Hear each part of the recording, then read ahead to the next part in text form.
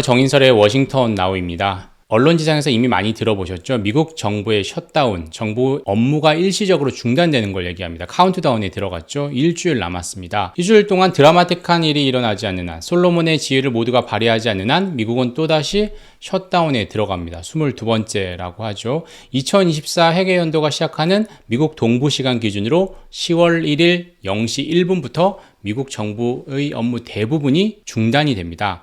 물론 국방 치안은 유지가 되고요. 근데 그 외 대부분의 공무원들은 손에서 일을 놓습니다. 특히 경제 부문은 찬밥이 되죠. 필수 부분이 아니라는 거죠. 그럼 경제 활동이 타격을 받을 수밖에 없습니다. 미국 중앙은행도 활동에 상당한 제약을 받게 됩니다. 연방정부 공무원들 대부분이 일을 하지 않기 때문인데요. 그렇게 되면 패드는 정상적으로 굴러갈 수 있을까요? FOMC는 여느 때처럼 잘 열릴 수 있을까요?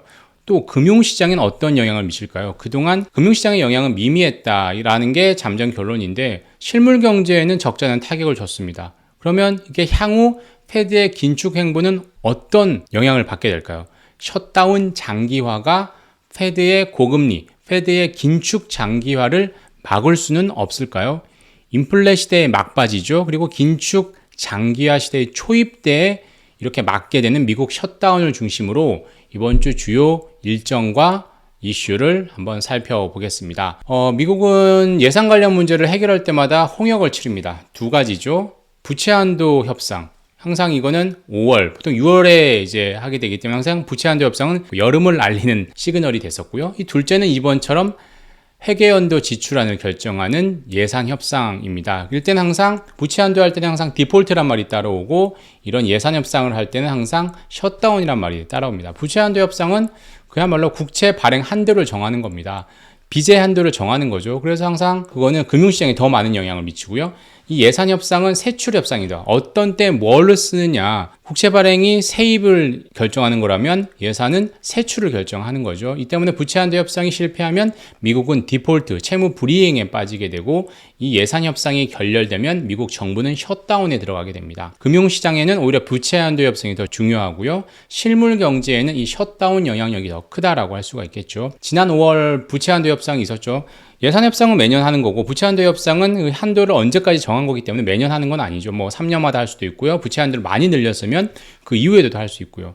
이런 거나 마찬가지인 것처럼 부채 한도는 항상 5월에 대부분 하고 이 예산 협상은 항상 8월에 돼서 여름과 겨울을 알리는 전령이 됐었습니다. 지난 5월 부채 한도 협상 때 백악관과 하원이 옥신각신 기싸움을 했었죠. 한 달간 줄다리기를 하다가 바이든 대통령과 메카시 미 하원 의장의 전화 담판으로 해결이 됐었습니다. 이번 예산 협상은 백악관과 하원, 공화당과 민주당이 잘해서 될 일이 아닙니다. 공화당 내 자중 질환을 해결해야 됩니다. 메카시 의장을 중심으로 한 공화당 메인스트림 주류 지도부와 강경파로 불리는 프리덤 코커스. 코커스는 원래 전당대회라는 뜻인데 여기서는 우리로 치면 개파 같은 거죠. 이 프리덤 코커스가 가장 강경, 극우 이렇게 분류를 하는데 트럼프를 어떻게 보면 추종하는 강성 10여 명 의원들로 구성이 되어 있습니다. 20명까지로 보기도 하고요. 20명 해보면 전체 하원이 435석이고 상원이 100석, 535명 중에 되게 미미한 거 아니야 라고 생각을 할 수 있는데 하원 지금 구조를 보면 또 얘기가 달라집니다. 하원은 일단 현재 공석 1석을 제외하고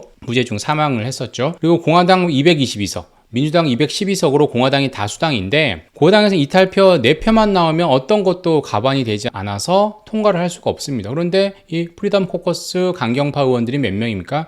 최소 10여 명, 15명 정도 되거든요. 이게 뒤락펴락 좌지우지 그야말로 상황 노릇을 하고 있는 겁니다. 그래서 이 때문에 메카시 의장은 10여 명의 공화당 강경파 의원들을 무시할 수 없는 거죠. 그래서 메카시 의장은 복지 예산을 적절히 줄이고 국방 및 국경관리 예산을 늘리는 형태로 이런 극우파, 강경파 의원들을 달래려고 합니다. 공화당이 장악한 하원과 민주당이 다수당인 상원을 또 통과시키려면 민주당도 상당히 어떤 떡고물 내지는 설득할 수 있는 거리가 있어야 되거든요. 그래서 복지 예산을 적절히 유지를 해주는 거죠.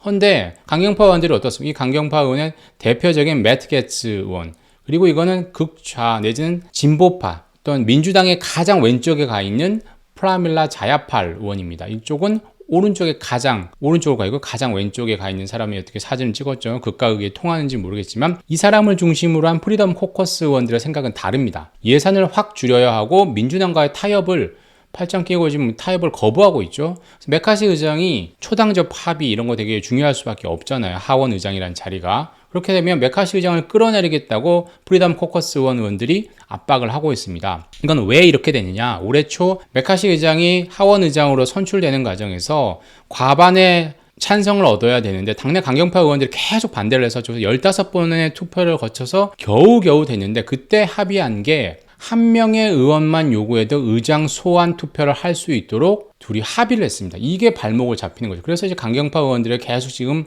끌려다니는 겁니다. 반대로 공화당 강경파 의원을 달래기 위해서 미국 복지 예산을 깎아버리면 상원의 다수당은 민주당이잖아요. 그래서 상원에서 통과가 안 됩니다. 하원, 상원 다 통과해야 되는데 그게 안 되는 거죠. 그래서 결과적으로 민주당 주류와 공화당 강경파, 바꿔서 얘기하면 상원과 하원을 모두 만족시킬 수 있는 예산안이 나오는 게 상당히 힘든 상황이라는 거죠. 여기 이제 공화당 강경파가 추종하는 도널드 트럼프 전 대통령은 본인의 탄핵안 철회와 이 예산안 합의를 연간 지으라는 지령을 막 공공연하게 얘기를 하고 있습니다. 그러니까 상황이 더 복잡해지는 거죠. 그래서 그렉 발레르 AZF 인베스트먼트 최고 전략가는 최근 2주간 미국 정부의 셧다운 확률이 최소한 60% 수준으로 상승했다라고 말했습니다. 사람들마다 조금씩 다르지만 최근에 셧다운 가능성이 낮아졌다라고 얘기한 사람은 단 한 명도 없다라는 거죠. 미국 국민들의 대부분이 셧다운 가능성이 높아지고 있다 이렇게 우려를 하고 있습니다. 전문가들, 국민들 다 마찬가지라는 거죠. 예산안 통과가 이제 쉽지 않아지자 메카시 의장은 이제 임시 예산안이라는 걸 들고 나왔습니다. 원래 예산안은 1년짜리인데 1년짜리 안 되니까 한 달짜리라도 합의를 하자. 임시 방편 고육지책을 들고 나왔습니다. 메카시 의장은 지난 17일에 이제 프리덤 코커스 의원들하고 합의를 했어요. 전반적으로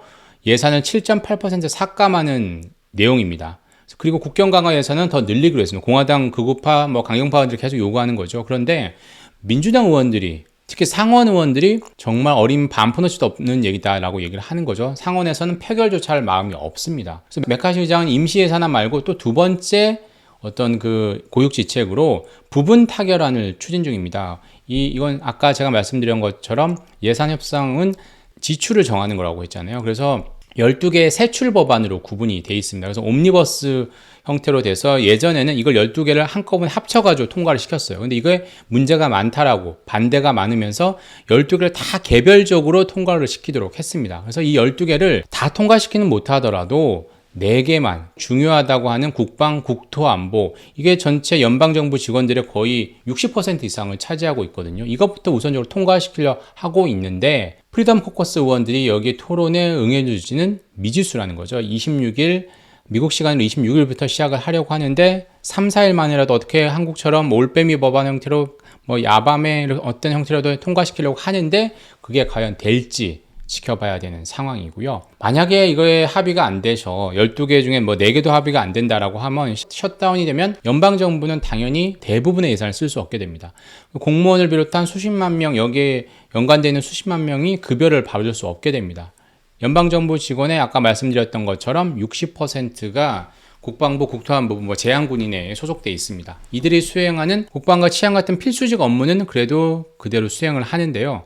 현역군인, 연방법 집행관, 연방자금으로 운영되는 병원, 법원 이런 직원들, 항공교통관제사 등은 일을 해야 됩니다. 이들은 일단 돈을 안 받고 무급으로 일을 하고 셧다운이 끝나면 그동안 못 받았던 체불 임금을 받게 되는데요. 대통령, 백악관 참모, 국회의원 등도 이 셧다운이 되면 그때는 돈을 못 받는 거죠. 근데 대부분 이제 주급으로 받겠다 지금 월급으로 받으니까 영향은 없지만 셧다운이 장기화하면 돈도 못 받는 거죠.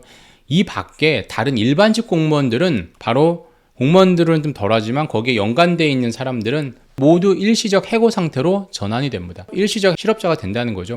다른 구직 활동을 하면 실업률 통계에 잡히는 거고 구직 활동을 안 하게 되면 다른 부류 카테고리로 어떻게 분류가 되겠죠.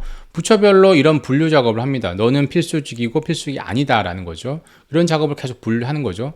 그럼 페드는 어떻게 될까요? 페드는 그런데 연방정부 기관이 아닙니다. 특수법인이죠. 지역 연방은행이 대주주고 지역 연은의 또 대주주는 대형 골드만삭스 같은 대형 IB 은행들이죠. 그래서 정부 셧다운이 시작된다 하더라도 페드 직원들은 정상 출근을 합니다. 그러니까 페드 업무는 별 영향을 안 미친다라는 거죠. 그런데 페드 파월 의장이 매일 얘기하는 게 뭡니까? 데이터 디펜던트. 항상 결정할 때 중요한 데이터들이 큰 영향을 받습니다. 가장 중요한 게 뭐가 있죠? CPI, PC, 고용보고서 이 세 가지인데 이게 다 어디서 내는 겁니까? 미국 정부, 노동부, 상무부. 노동부는 CPI와 고용보고서, 상무부는 PCE 자료를 냅니다. 이 통계가 안 나올 수 있다는 거죠. 이들의 업무는 국방이나 국토안보와는 관련이 없거든요. 결국 CPI와 PCE, 고용보고서 같은 인플레이션, 실업률 같은 데이터 집계 업무도 올 스톱 됩니다. 만약 10월 1일 미국 시간으로 10월 1일부터 셧다운에 들어간다면 상황이 복잡해지는 거죠. 곧바로 다음 달 6일, 다음 주 6일에 고용보고서, 9월 고용보고서가 나오고요. 그 다음 주 12일에 목요일이죠. 9월 CPI가 발표됩니다. 물론 이제 이 두 통계는 9월 이전에 다 집계 업무를 해놨겠죠. 그래서 예정대로 공개할 가능성이 큽니다. 근데 담당 공무원들이 아예 손을 놓으면 차질 내진 파행, 연기가 될 가능성을 배제할 수는 없는 거죠. 노동부도 이미 셧다운으로 인해서 인플레와 실업률에 대한 중요 데이터 공개가 지연될 것이다 라고 이미 예고편을 날리고 있습니다. 실제 2018년과 2019년 가장 최장 기간 36일이었던가요? 정부 셧다운 때도 GDP 성장률 지표가 발표가 연기가 되기도 했습니다. CNBC는 뭐라고 했냐? 셧다운이 되면 노동부와 상무부가 주요 데이터 보고서를 작성하지 않기 때문에 페드가 인플레 데이터에 접근하는데 한계가 있을 수밖에 없다, 이렇게 전망을 했습니다. 이에 대해서 파월 의장이 지난 FOMC에서 이런 질문이 나왔죠. 근데 정부 통계가 없어도 대체할 다른 지표, 통계를 가지고 있고 참고할 수 있다라고 했습니다. 하지만 어떤 부분에서 상당히 불편함, 제약은 있을 수밖에 없는 거죠. 과거에도 이런 일들이 있었습니다. 최장 셧다운 기간이 제가 말씀드렸던 것이 2018년 19년에 35일이 있었는데 이때는 하늘길, 교통이 마비됐습니다. 연말 여행 성수기죠. 이때 국토안보부 산하기관인 교통안전청 TSA 직원들이 출근 투쟁을 했습니다. 출근을 돈 안 받고 일 못하겠다라고 하면 출근을 거부를 했죠.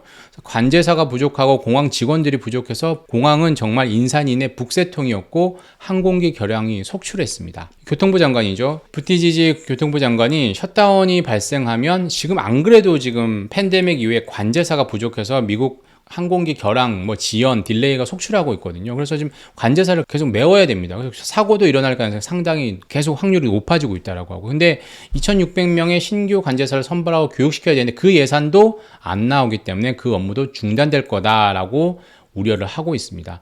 국립공원도 다 폐쇄가 됩니다. 그래서 여행 못 가는 거죠. 여권 업무, 신규 공무원 채용 모두 다 중단될 수 있는 거죠. 미국 여행산업협회는 셧다운이 된다면 매일 1억 4천만 달러, 우리 돈으로 치면 어느 정도 되냐? 2천억 원 정도가 되겠죠?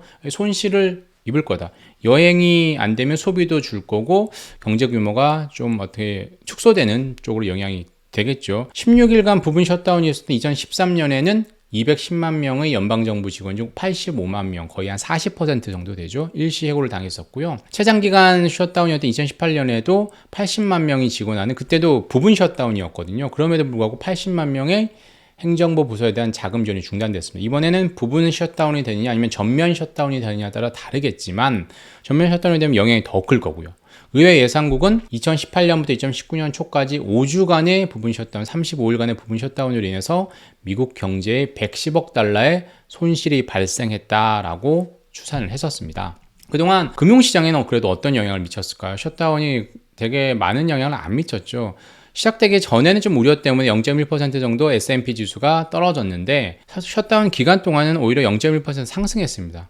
그리고 2018년 같은 경우는 많이 오히려 올랐죠. 이번 같은 경우에는 셧다운 때문에 지금 미국 지수가 조정을 받는 게 아니라 페드의 금리, 고금리 장기화, 긴축 장기화 때문에 상당한 어떤 조정을 받았었죠. 그리고 이번에 셧다운이 어떻게 이뤄보면 악재는 홀로 오지 않는다라고 하잖아요. 유가 상승, 전미자동차 노조의 파업, 그리고 학자금 상한 개시라는 이런 여러 가지 경제를 좀 위축시키는, 경제 심리를 위축시키는 이런 요소들과 함께 불어닥쳤습니다. 골드만삭스는 이 셧다운, 자동차 노조 파업 등이 계속되면, 장기화하면 미국의 4분기 성장률이 1%포인트 이상 감소할 거다라고 내다봤습니다. 3분기에 지금 GDP 서프라이즈가 나올 거라고 하는데 4분기에는 오히려 원래가 2%, 3% 유지를 한다고 하면 그보다 훨씬 적은 1%포인트 이상 떨어질 거다라고 예상을 하고 있는 거죠. 그렇다고 경기가 마이너스로 가는 건 아닌데 하강 내지는 둔화가 될 가능성이 있다라는 거죠. 셧다운이 경기를 둔화시키는 요인임은 분명합니다. 평소 같았으면 이건 악재인데 불확실성을 또 가중시키는 리스크죠. 그런데 현재 상황에서는 어떨까요? 지금 인플레는 잡으려고 하는데 잘 안 잡히고 있고, 특히나 유가 상승으로 인해서 헤드라인 CPI, 헤드라인 PC가 많이 오르고 있고, 여기에 미국 경제와 노동시장 여전히 강하고 탄탄합니다. 이 때문에 페드는 긴축 장기화, 고금리 장기화를 이번에 선언을 했죠. 근데 셧다운은 이렇게 되면 어떻게 될까요? 셧다운이 이렇게 이 상황에서 나오면 어떻게 되나? 파월 의장의 머릿속이 좀 복잡해지겠죠. 파월 의장은 셧다운 같은 특정 사안에 대해서 구체적으로 언급은 하지 않겠지만 의회가 잘 해결할 것으로 기대를 했는데, 기대처럼 흘러가지 않는다라면 페드의 통화 정책은 좀 스텝이 꼬이게 되겠죠. 셧다운으로 인해서 일시적으로 일이 없는 실업자가 늘 수도 있고 소비가 위축될 가능성이 크기 때문입니다. 그래서 BOA는 셧다운으로 인해서 페드가 11월에 금리 인상에 나서기 쉽지 않을 거다라고 얘기를 했고요. 아트야바 바브 BOA 이코노미스트는 셧다운이 한 달 이상 지속된다면 9월 이후 경제활동과 물가에 대한 데이터를 거의 알지 못한 채, 즉 10월에 발표되는 CPI나 고용보고서나 PC 같은 게 잘 안 나온 상태에서 FOMC가 눈이 먼 상태, 블라인드 상태로 FOMC를 하게 될 거다. 11월 1일이죠. 하게 될 거다라고 보고, 11월에 이런 상태에서 불확실성이 많이 크니까 올 봄에 지역 연은들이 막 파산할 때도 불확실성 때문에 금리를 올리려다가 동결을 했었잖아요. 5월 같은 경우에. 그래서 이번 경우에도 만약에 금리를 동결한다면 11월에 이건 시장에서 긴축 종료를 의미하는 걸로 받아들일 수 있다, 이렇게 내다본 겁니다. 하지만 반론도 있죠. 미국 경제의 회복력 때문입니다. 일시적 중단이란 그 셧다운의 말의 의미처럼 셧다운이 끝나면 미국 경제는 오히려 또 전월 대비로 해서 기저효과를 볼 수가 있겠죠. 2018년에도 미국 경제가 전체적으로 셧다운이 일어났을 때 110억 달러의 손실을 봤다라고 했지만 결과적으로 이 중에 80억 달러, 거의 한 80% 정도는 셧다운이 끝난 뒤에 그대로 회복했습니다. 지금은 그때보다 경제가 더 탄탄하고 미국 경제가 더 회복력이 좋아졌다고 한다면 더 빨리 회복할 수가 있는 거죠. 올 3월에 미국 지역은행의 연쇄 파산 후폭풍도 거의 한두 달짜리에 불과했잖아요. 그래서 미국의 페드가 다시 금리를 올리기 시작했었는데요. 결과적으로 이 셧다운의 어떤 그 영향력이 단기적이냐 중장기적이냐, 실물 경제에 어떤 영향을 미치느냐 뿐만 아니라 미국 소비와 노동시장이 중장기적으로 어떻게 흘러가느냐, 미국 경제는 여전히 강하고 탄탄하느냐, 즉 연착륙이 되느냐에 따라서 11월 이후에 금리 경로가 결정될 전망입니다. 여기까지 내용이었고요. 저는 다음 주에 다시 찾아오도록 하겠습니다. 감사합니다.